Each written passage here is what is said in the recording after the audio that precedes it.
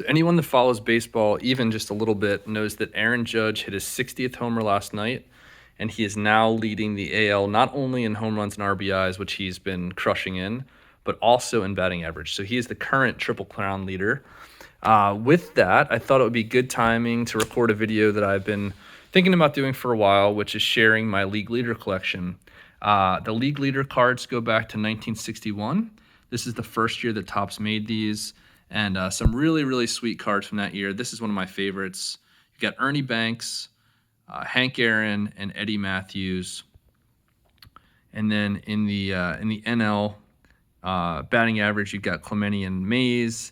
You've got Mickey Mantle and Maris leading the home runs. You've got Warren Spahn. So one of the reasons I love these cards, really, really amazing star power and really, really great history.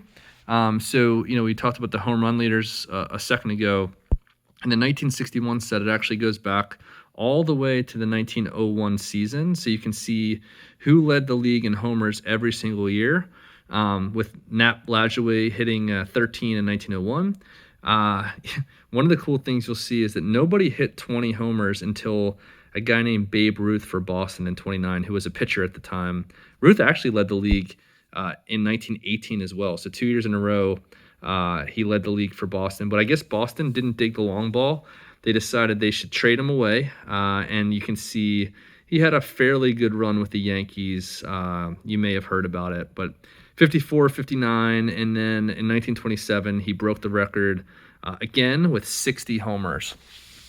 So that's the background leading to this card, which is the year that Roger Maris finally broke Babe Ruth's record. So Maris and Mantle had an epic battle, both for the Yankees, and Maris ended up taking him out and taking out Ruth as well. These cards, just really, really amazing history. Some of the greatest players, really the greatest players ever, you see show up on these cards.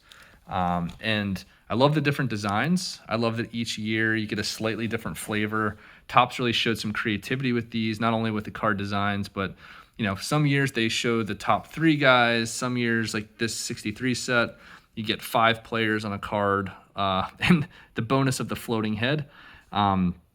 This to me might be the greatest star power on one card of all time.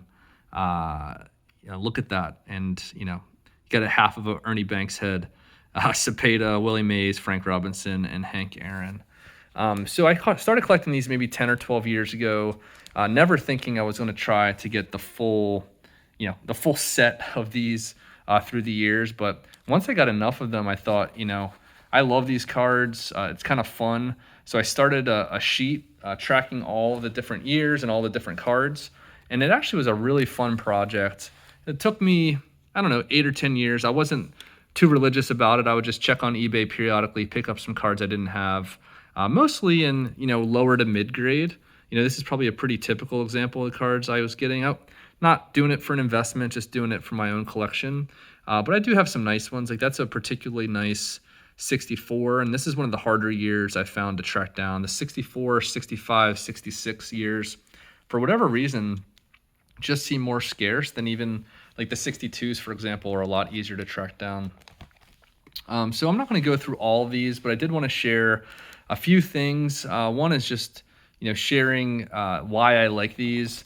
I really just think that the history here, being able to look through year after year, that was one of the things I loved about baseball cards as a kid. Just being able to look at the stats, being able to see how guys kind of went through their careers, having some years where they'd play really well and other years where maybe they'd struggle and then bounce back. But really, cards like that make this hobby just amazing. I never had any legit Hank Aaron or Willie Mays or Clemente cards as a kid. And frankly, still today, I'm not someone that's going to go drop $500 on a fifth year Willie Mays or something like that. But buying them this way, not only do you get the history, but just some really, really, really cool cards that to me are just some of the best you can buy. And I think they'll hold their value, right? I don't think they're going to go up 10x, but I think it's a fine investment, if you want to call it that. You're not going to lose a ton of money, and just really, really neat cards. Also learned a lot. So Sam McDowell was one player I learned about. I just started seeing his face show up on all these. So here you see he leads the league in ERA in 1965.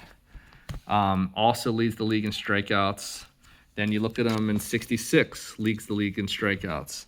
67, he where is he? He's on here every single year. It's actually pretty amazing. The amazing like run that Sam McDowell had. He was first or second in strikeouts like basically every year, and a lot of years he's in the top 2 in ERA as well.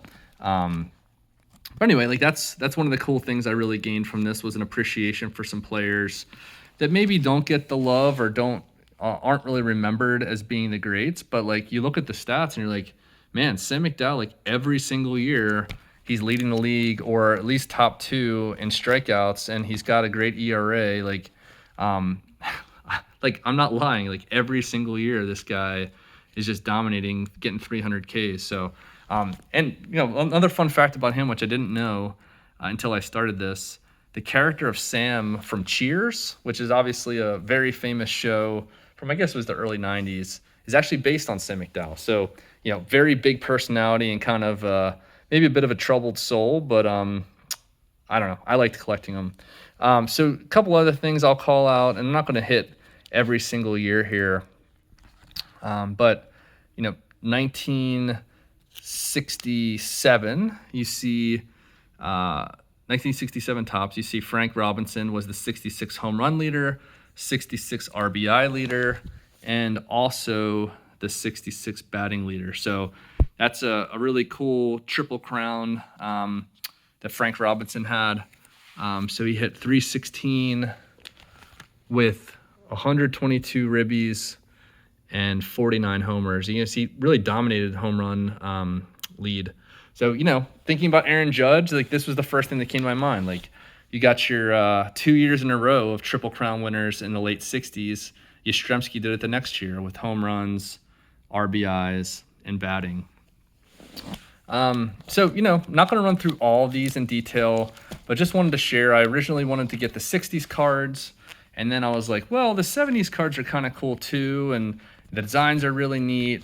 And, you know, then I noticed in the mid 70s, it kind of switched over to a different format where you get the NL leader and the AL leader on the same card. So you've only got 2 players per card. And that's where you see Nolan Ryan and Tom Seaver too, but particularly Nolan Ryan show up on basically every single one of these cards. So taking that Sam McDowell spot, which I just think is pretty cool. In 75, or I guess this is 76 tops went back to the way that they were doing it before, with you've got the AL leaders and the NL leaders on different cards. But then for some reason, 77, they go back to the AL and NL on the same card. So I don't know. I think they were just getting bored or trying to keep people on their toes. But I just love the history. One thing that you'll notice is in 83, so 83 tops, they still have it the same way. And in that year, you've got Rickey Henderson stealing 130 bases. So they added stolen base leaders at some point. Rickey Henderson actually stole more bases in 1982 than any team did last year in the majors, which is pretty freaking impressive if you ask me. That was actually the last year in a really long time that Topps did the league leaders. In the next year, 84 Topps, they switched to active career leaders. So this was more career stats. You see, at this point, Reggie Jackson had more RBIs, for example, than anyone else in the AL. Tony Perez was leading career RBIs in the NL. Not as cool, if you ask me. Like, they weren't even creative enough to like use different pictures. So I'm not really sure why they decided to do that. But anyway, they decided to not make them at all after that. So after 84 Topps, there were no more leader cards. It was actually 97 Upper Deck Collector's Choice that they brought back to league leaders. So I picked up that set, which is really random. But you've got McGwire here on the A's. And speaking of McGwire, I think it was probably because of him that Topps decided to bring back the league leaders in 1999. So 98 was the year that McGwire hit his 70 homers. So Topps decides, okay, like let's bring back these league leader cards, which I'm really happy that they did, and they've really kept them ever since. So you've got McGwire and Sosa showing up here. You've got McGwire again, leading the league in RBIs and 65 homers. The guy hit 135 homers in 2 years. I know he was juiced, but man, that was a lot of fun when that was happening. There you got Barry, where his head starts getting really huge, and no one will pitch to him. 177 walks. Where do we got it? Here we go. This is 2002 Topps. So this is where Barry was tired of getting overshadowed by juicers. So he thought, why not me? And he hit 73 home runs. And I forget how many times he walked that year, but I want to say it was like 200 times. I mean, he just walked a ton, but every time he actually swung the bat, he was hitting the ball really far. So, yep. So you get through the years, you got 2004 Topps, 2005, 2006. And again, just really great players all these years. Pujols shows up in here a lot. I grew up a Phillies fan, so I love seeing Ryan Howard on a ton of these cards. Had a ton of RBIs and home runs. Was really up there for maybe, 5 to 8 years. He was, on the podium, not necessarily winning the crown, but doing really well. So the 2012, 2013, 2014, 2015. You got Trout obviously showing up in here a good bit as well during this era. You got Bryce Harper. Just a lot of awesome players. At some point in this period, Topps started making the probably back in like the early 2010s or late 2000. Topps started making the heritage cards, which brought back the old design. So this is the 2017 Topps, which has the same design basically as the 1968 Topps. So I don't know why they did it that way, but essentially like 49 years later, they came back and recreated the design. So you got the 68 Topps design for 2017. You got the 69 Topps design for the 2018 Topps. You got 2019 Topps heritage. 2020 Topps. And then 2021. So this was as far as I'd gotten until a couple weeks ago. I finally decided to go on eBay, and I bought the set of 2022. And this is in the style of the 1973 Topps. So this is last year's leaders. So, as we're watching Aaron Judge, we can remember who the leaders were last year. Vlad Guerrero for home runs. We had Yuli Gurriel for the batting leaders, and Salvi Perez actually led the league in RBIs last year, which is pretty impressive for a catcher, especially nowadays. So I got these. I'll put these in a sheet and add them in the back here. And basically my collection here is done until, next year I'll go and buy the 2023 Topps heritage. But I did want to show this last card. So they added this in for the 1973, which is the active MLB home run leaders. And the reason that that's cool is because this mirrors the 1973 Topps card, which I also have. Again, not in great condition, but I don't care that much. This is such a cool card. It shows the league leader or the all-time leaders in home runs before Hank Aaron, pretty right before Hank Aaron breaks Babe Ruth's record. I just think this is a super, super neat card, and it shows you for each of the guys how many homers they hit in each year.